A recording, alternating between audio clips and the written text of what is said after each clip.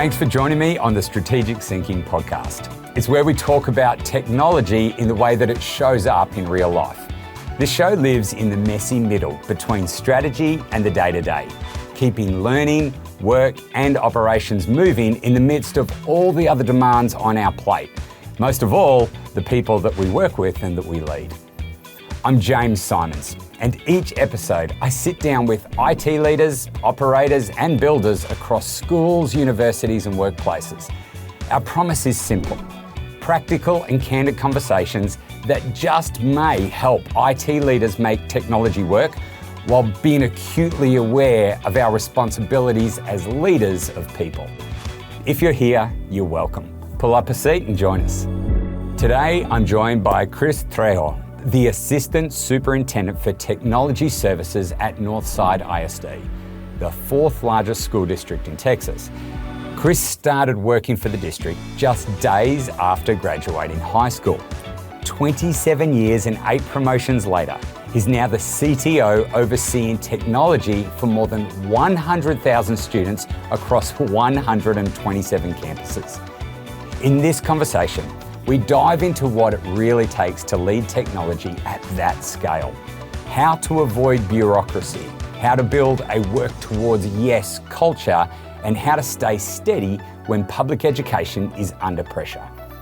This is leadership, longevity, and large-scale impact in action. Well, my guest today is Kris Trejo.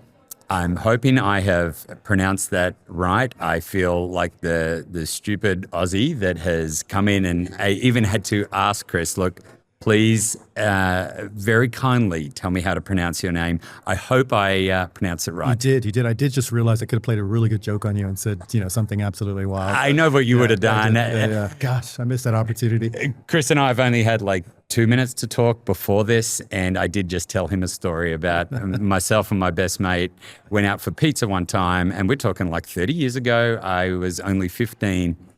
But I did order a pizza, and I'm like, oh, I like it spicy. I'll have the pizza with the jalapenos. Mm-hmm. He's never let me live it down. And so now I do know that I need to pronounce that right. No, thank you for being so gracious to help me with that. And also, too, now you've taught me another word, and that is guacamole. I swap the G. Swap the G, add a W. Guacamole. Easy. You survive in San Antonio. That's all you got to do. Excellent. Right? Well, we are in San Antonio. We are live at TCEA 2026.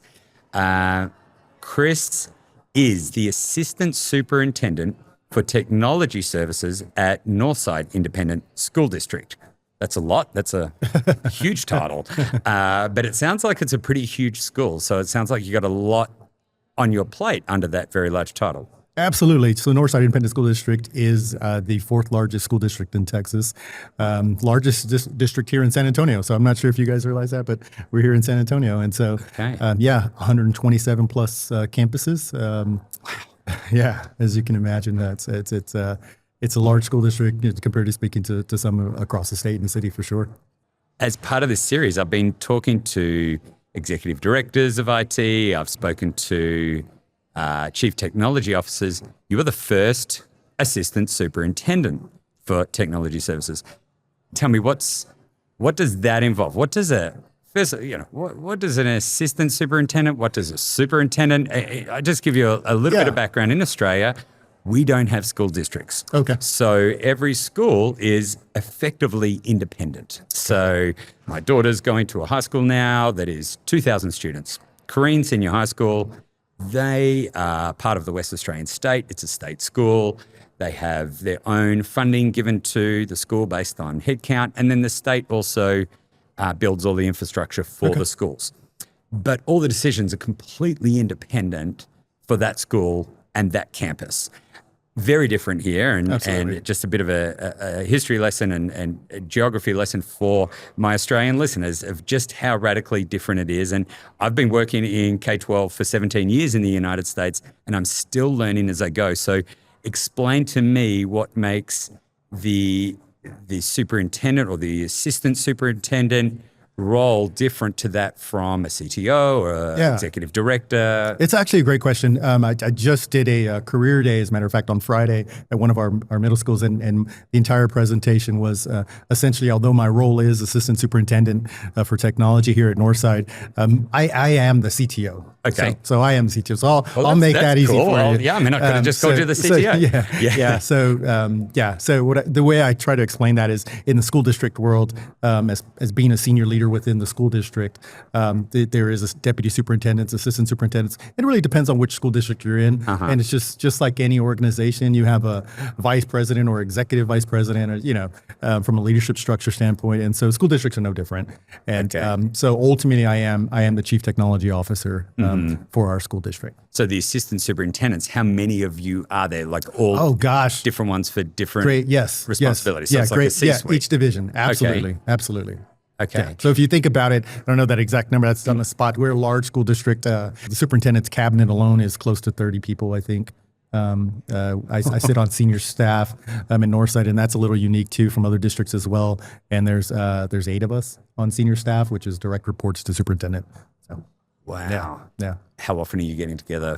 Oh yeah, we had senior staff this morning, so it's a very my weekly schedule is very unique in that Monday mornings are senior staff. So you think about it, it's the top eight folks with superintendent. On Tuesday mornings is cabinet, so you expand that all the way through to the assistant superintendent to the executive director. Again, I'm going to say this is from my Australian audience. Everyone in the US is like, James, why don't you already know this? But for us, what do you mean by cabinet? Yeah, leadership structure. So just like, you would think about like in the States, we have the president's cabinet. Leadership, your leadership structure for the organization. And so, and for us, if you really think through structure, just like if you had a CEO and you had a COO and it's no different. And from in a school district structure, you'll have the superintendent. You have a deputy superintendent, and then you have assistant superintendents. You have executive directors right under that. And so for Northside, our executive directors and above are all part of the superintendent's cabinet. So trusted advisors and leaders for the organization. And then what about your team? Yeah, great question. And so, so when you break all those divisions up and from cabinet, essentially acting as a CTO, my leadership structure is that I have an executive director directly under me, and we have essentially 5 different divisions within Technology Services, which is more of an attribute towards the size of our school district. I know I said we're the 4th largest, but at one point right before the pandemic, we had hit our peak number of 107,000 students in the organization. So 127 campuses, I believe is what it is. You throw in magnets and programs and such. Wow. And so if you think about that from that structure, you need support organizations that match that, right? That help scale to help support that size of a school district. And so within my division, it's a little unique. And I know I talk to peers here or at conferences and forums in which they're surprised. They're surprised that we're able to support our school district in a way that really tries to tackle all different avenues of technology. I will refer back to my career day speech where I actually laid that out for the students in that obviously I'm a CTO, but there's an entire breadth of roles that you could go into in IT, and it's not just technical. It's not so. I'll start off with just explaining we have our own technology acquisitions and project management group. Essentially, they're purchasing, their technology procurement specialist. There's a director over that, and then obviously it's the procurement and then the execution of that project where we essentially deploy our campuses, our 127 campuses on a cyclical process.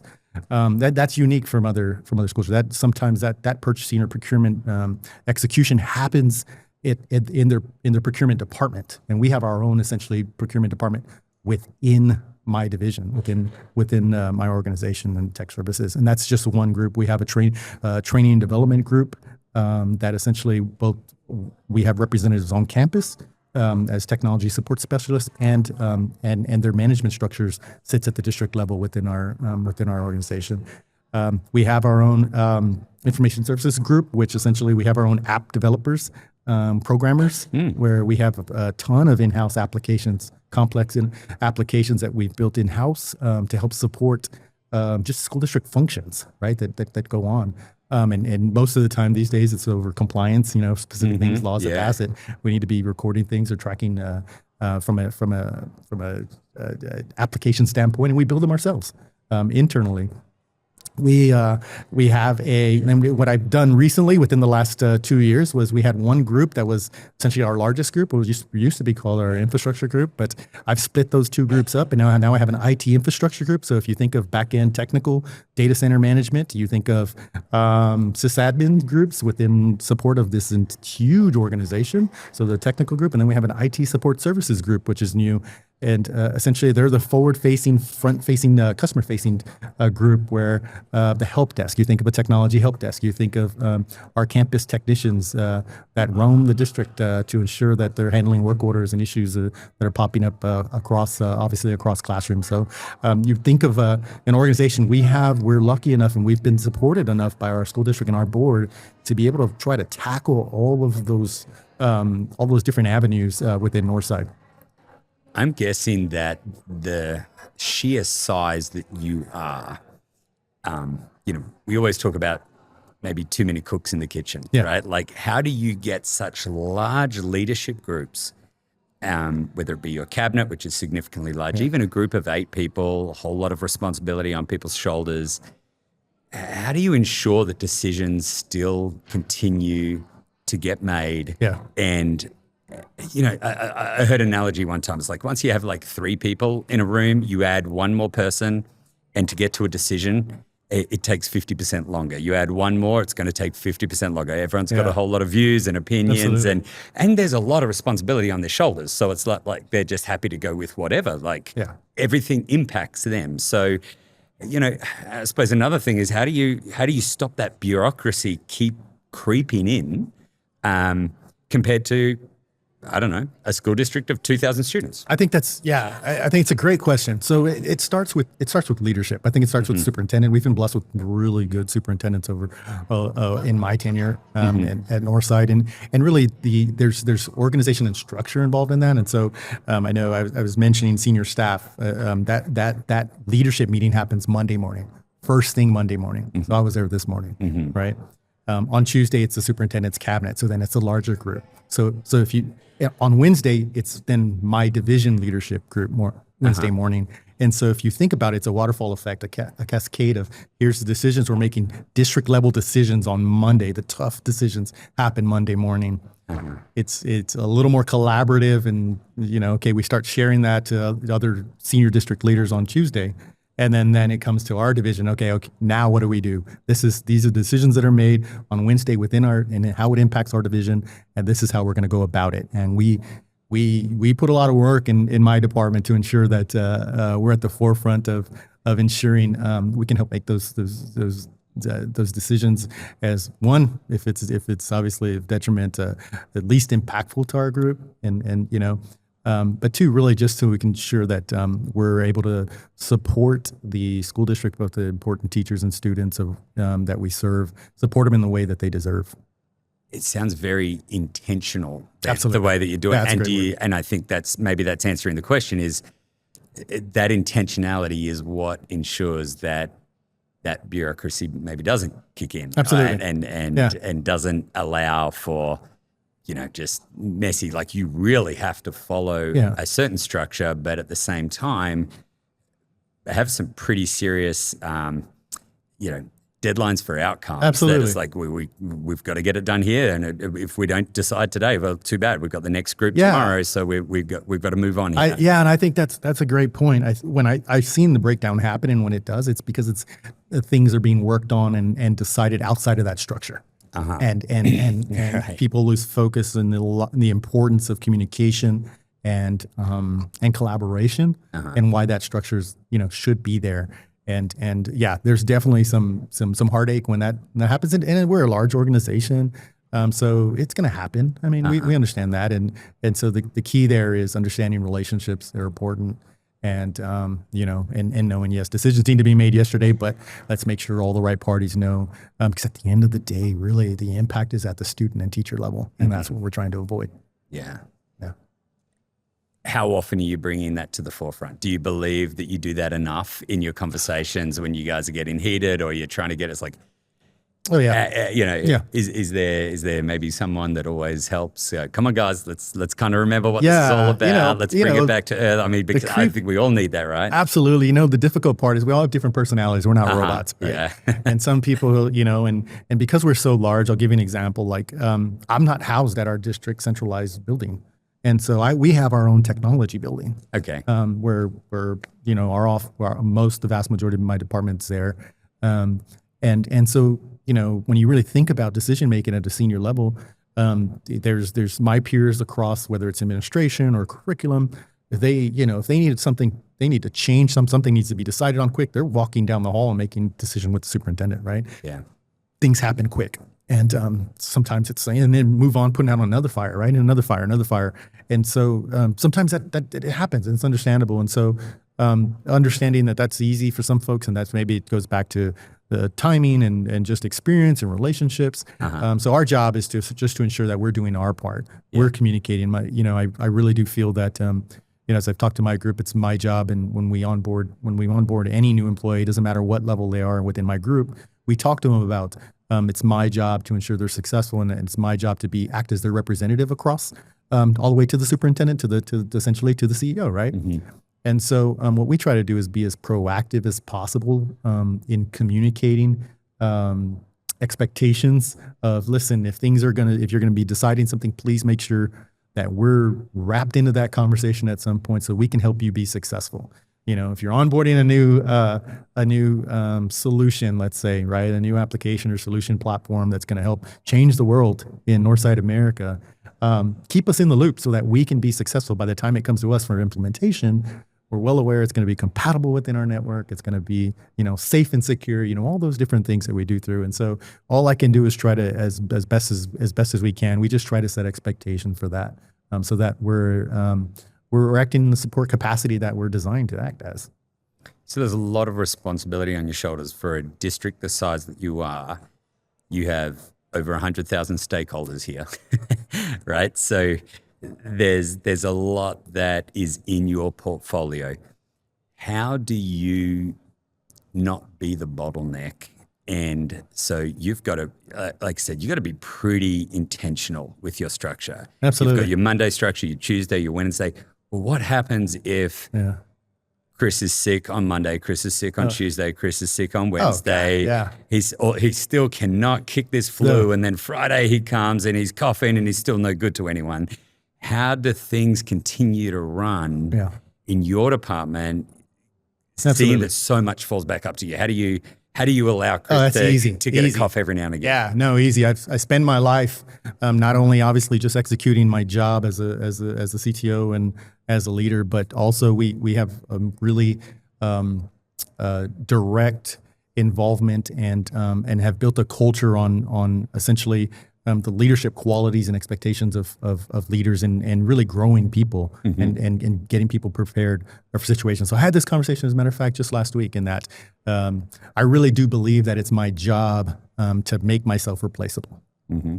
And I have somebody as an executive director. I was the executive director at one point, and I have an executive director, and I try really hard to not make decisions without involving my leadership team, for them not only to understand the decision, but why the decision was made and things we need to look out for and long term, and not just what's in front of us. And so essentially I can be gone. I can be at this conference and I have zero worry that decisions aren't being made, execution's not happening to the level we expect, because of the work we put in to ensure that everybody's prepared, And so it's intentional. We have real intentional actions across my department to grow people, to grow the culture, to get people prepared for success. And I don't know if that happens everywhere, but we do it. To me, if you get that right, the execution piece and the responsibility piece is easy. And we do work, and I know you made a comment about what decision making process. But this was another conversation just last week when we talk about it. My team's definitely tired of hearing me say this, but I'm a real big believer in, like, I understand what our role is. I understand that in the IT space, we don't exist without teachers and students, right? That is our job to support. And so I think sometimes if you're not working on a campus, you lose track of why you exist. And I don't. I've supported campuses for my entire career and understand the value in taking an approach of, we need to be working towards, and this is where they get tired of me saying this, but we need to be working towards a yes.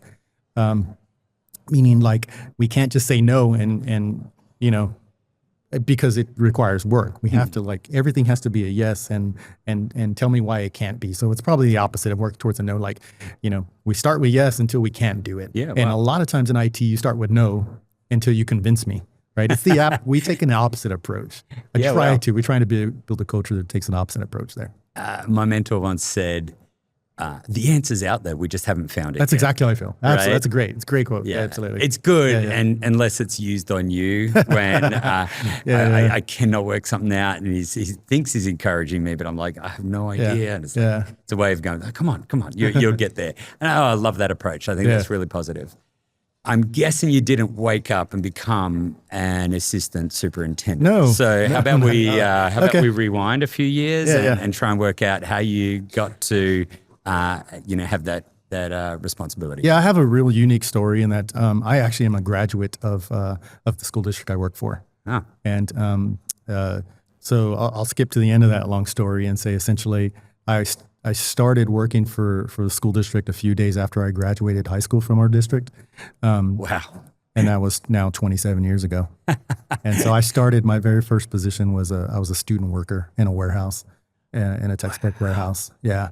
And so for 27 years, nowhere near IT, within, not until about 11 years ago, that I jumped into the IT space. But yeah, so I've jumped through this. I counted it. I know this because of my career day presentation. I keep referring back to that. That is my roadmap. Career day presentation. Yeah, that was my roadmap. So it keeps. It always reminds me each year, like, okay, how long have you been here? What have you been doing? That's brilliant. And so yeah, I'm 8 positions in. 8 positions, seven different promotions. Every step was a step in the upward trajectory. And so it's always around sort of administration business, or do you do all of it, sport? Did you do like what? All of it was in support agencies, and so support departments. Okay. And so I spent a large part until I became a director at the director level. Yeah. Really working with campuses, so working on behalf of supporting campuses, whether that's delivering them textbooks or delivering them testing materials or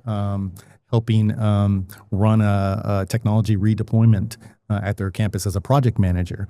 Always was a part of the campus culture and really understood the importance of what our roles were as support agents for an organization like Northside.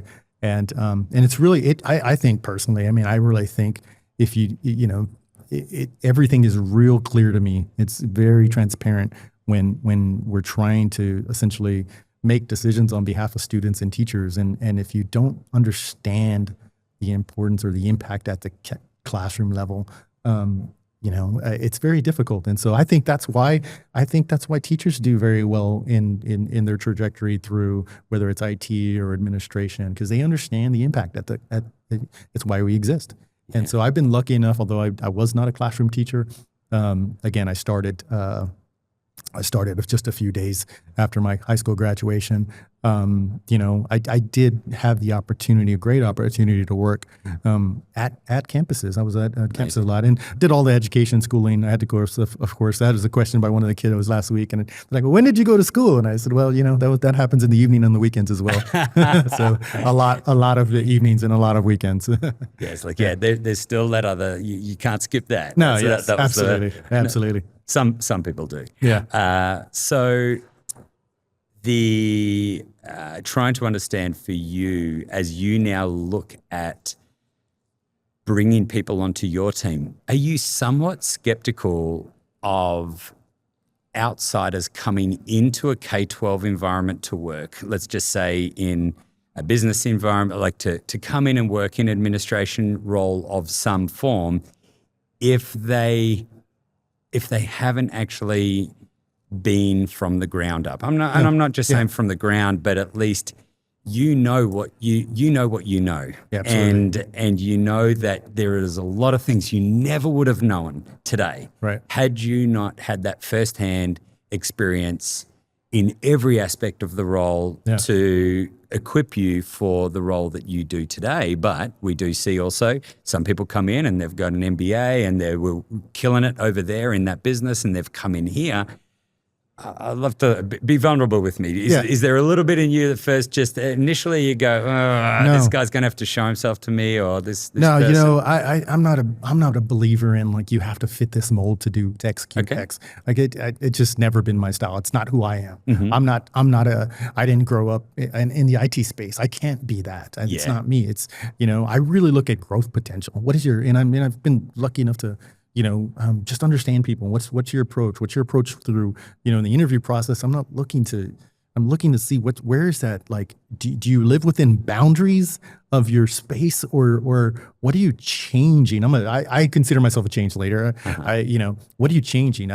You know, when we run up against I never have felt there's a problem we can't solve. Now, you know, there's resources come into that and what it costs and all that, but I mean, and so I can't be that person and then say, no, I'm only going to hire this person, right? Yeah. Or we're only going to onboard this person as part of it. So I really look to see what's their growth potential. What value? And we talk a lot about my team, and they probably get tired of hearing me say this, but I talk about value add leadership. You know, we can hire anybody to execute tasks that I'm asking you to execute, right? Mm-hmm. But where we become valuable as leaders is we think through strategies that don't exist. We think outside of the box of and I know it's cliche at this point, but really thinking through in this day and age, especially in education, you just, nothing's like it used to be, right? And so you have to be innovative. You have to think long term. You know, even though you're solving today's fire, you got to think, how do we prevent fires in the future? And so I'm definitely open. I think so the part of this too plays a big part in my leadership. My wife is a senior executive leader as well, and she has almost identical story. And starting at 18 years old in her organization, and has hit 27 years as well, and is executive leader in this global finance company. And so it's really interesting. I take a lot of what like she just literally from that standpoint of, you know, thinking outside of education, just in business operations, business leadership, and what makes sense, and trying to apply things everywhere. And that's, you know, I'm not just looking to see, okay, well, what's going to be successful in a school district, right? And you know, and so I think we have to be that way. We're in a survival mode right now, and especially in education in Texas. And so I think we have to be that way. If not, we're setting ourselves up for failure as leaders. And the survival mode, meaning from a budgetary perspective? Absolutely. Yeah. Social environment at the moment, is that having an impact on the school? You know, I'll tell you from my department lens, no. But you know, we've just spent a whole week of having walkouts. You know, in our school district, has been across the news. It's across the whole city. High schools are coordinating, you know, walkouts and such. And so that, as a senior leader in the district, it's, you know, we've had conversations, but as, you know, technology, CTO, it has not really impacted us from a social standpoint. We do have to be cognizant of the fact that that's real. I do say real life happens after 5 o'clock, and all our staff are real people, and they have real issues going on. And so I have to constantly remind myself that, to ensure that we're aware of the social, you know, happenings around both in the region, the state, and globally, of course, because times are changing for sure. And while they are changing, and I 100% agree with you, do you think though that there's ever been a time when they haven't been constantly changing? In the sense that I get it. In your career, you might be saying and for us, similar ages going, we haven't, maybe it's been a long time since we've seen a whole bunch of things culminating like they are right now. Yeah. However, you know, even just me being in the US, coming here regularly for the last 17 years, there's been feasts and famines still, right? Agreed. Like they've come and gone and come and gone. And so right now, like you're saying, we've got some serious budgetary constraints. But do you feel sometimes you got to remind your team these seasons do come, they do go, or is there just the senses like I will tell you, I do think that yes, there is an argument to be made that things are cyclical, and we've been through some change before. I will tell you though that in my lifetime, I cannot recall another time in which education, and more specifically public education, has been under assault in the way it has been. I mean, it's every and every angle of whether it's at the state, federal level, or whatever, in I say assault, but it's just in change, and there's people questioning. I mean, we have amazing teachers, not only in my school district, but school districts across the state, and it's been a shame to see oftentimes for political gain, the degrading of that great work that's happening.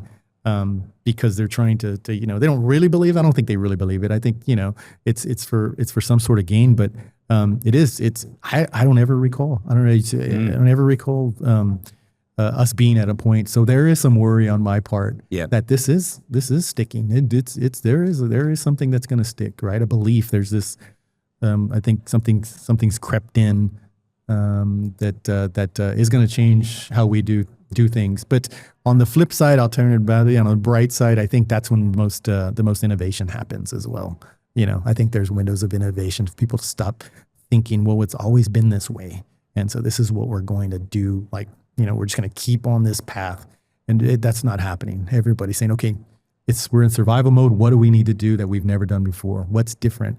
And it's sort of challenging people to think differently and be different leaders across school districts, I think. Yeah, we've had a couple of people just talk about that necessity being the mother of innovation, right? Like it puts you into a place. One of the questions I always have, so you're in a point where you're just like, okay, you said you're concerned. I'm not sure what's going to happen in the future.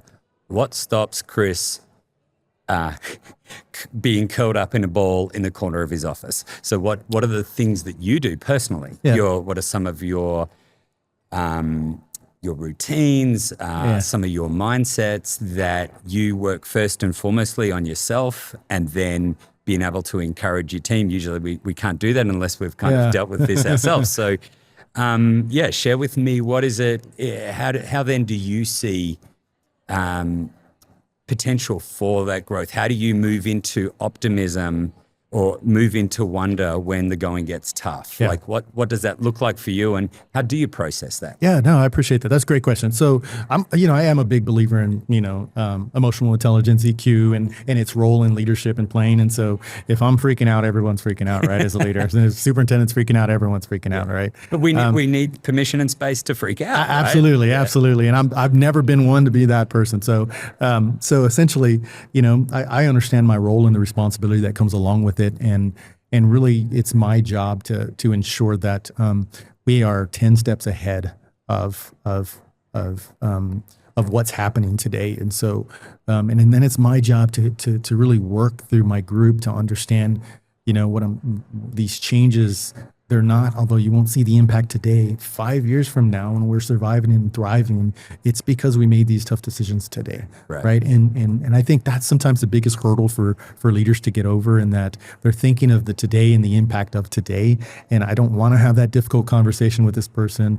I don't want to go and vouch for X, strategy or idea, because I'm in my own survivability, my own. I have a job too as well, and I want to keep my job, right? And I think a lot of people get stuck in that. And to be quite honest, I feel like my mindset, my decisions are like I'm just trying to do what's best for the people that I represent and the district that I support, and we're going to continue to march down that path to try to be as proactive and as we can, and to making the right decisions. And at the end of the day, I also have a really, really strong family life. And as I say to my team, like, real life starts at 5 o'clock. Like, you're not going to hear me get super emotional at work. And, although my team probably will would argue that. But that's part of my the job to ensure that everybody understands, that we have to do these things, make these difficult decisions. But I truly believe like my calming point is my family. Yeah. And so, I don't want, I try not to, especially as I've aged a little bit, I think maturity has taken in. I want people going home and not thinking about work. Right. I want them to enjoy their life so that, I tell people, come to work, show up, do the absolute best you can, and then go home to real life. Go home to real life. That's really important to me. That's what I've done. It's been a strategy of success for me personally. And my hope is that that's if people want to, especially people on my team want to continue to grow, I think that's a way to do it. Not get too enthralled with, with that work is absolutely everything. I don't think it's a recipe for success. I mean, as soon as I'm off, me and my wife were thinking about concerts. What's our next trip? We're going to basketball games, football games. Things that just. I think that's what keeps me grounded. So that to ensure that there's a reason I work hard. It's that there's this. I can create that fine balance. And good food. Absolutely. Yeah. Absolutely. How helpful have you found it that your wife is in a similar position in a different industry? Is that complementary? Do you find that you can use her as a sounding board for some of the stuff that you're going through? And she's like, like, here's how I would tackle this. Yeah. Or, right? You know what? I really try not to talk as much about work. I find myself talking way too much sometimes about it, but no, I think she is far in between a much better leader than myself. Probably Very because humble. of that. Probably because of the definitely because of the she's a much better person, I think, than myself, and so that goes a long way as well. And so it's really cool. There's things that I took over this CTO role. I think it's going on. We just surpassed 2 years. Although I was in the executive director role before, I really I've applied some strategies that I've been her more sounding board and not providing feedback, but just her sounding board on what they do. She runs a large organization. What they do from the human aspect, human culture side. We've implemented some things within my division over the last 2 years. Really cool things, culture building type things that came directly from just me sitting there hearing what they're doing. And I used to be back then going, that's not important. Like people just need to show up and work. And lo and behold, we're over here, we have an events committee specifically because of the types of things that we had a food truck. We have food trucks at the office, and we do these cool things, right? That we don't have to do, but that definitely came from my wife. Shout out to Leanne and Capital Group, because they have a whole other culture that they've developed over there that is real conducive to people wanting to come to work, show up to work. You're like, what's this heart thing that's growing in me? What's this compassion and kindness? Exactly. What are these weird things? I don't think I would survive if I didn't have her around me, for sure. How wonderful. Kris, I could not imagine what it would be like to wake up to have the amount of constituents or stakeholders relying on my leadership, on my decision making, the way that I think and work and act. And so I admire incredibly the responsibility on your shoulders, the way that you work with a team of people at such a complex level, and at the same time that you do it so well that a student probably would never even know who you are, what your responsibility is, what it is that you do, but they then have a safe environment because of the decisions that you and your colleagues are making. Right. And it's a huge responsibility. Anyone tells you otherwise has no idea. It's so foreign to me, but it's inspiring hearing your story. Thank you. And I hope it is the same for those listening. Thank you. Thank you so much for jumping on. It's been a wonderful conversation. Absolutely. And I do. You made a really good point just to close when in reference to my team. This doesn't happen in one seat. That's for sure. I have an amazing executive director, amazing directors that work every day. First thing from we get there, we go home, and then in the evenings and weekends as well, in ensuring that we're supporting our teachers and students the way that they deserve. So big shout out to Technology Services at Northside. And just like every humble leader that I've spoken to, they always put the credit back to their team. So well done. And thank you for having me. It's been wonderful. I really appreciate it. Thank you for having me.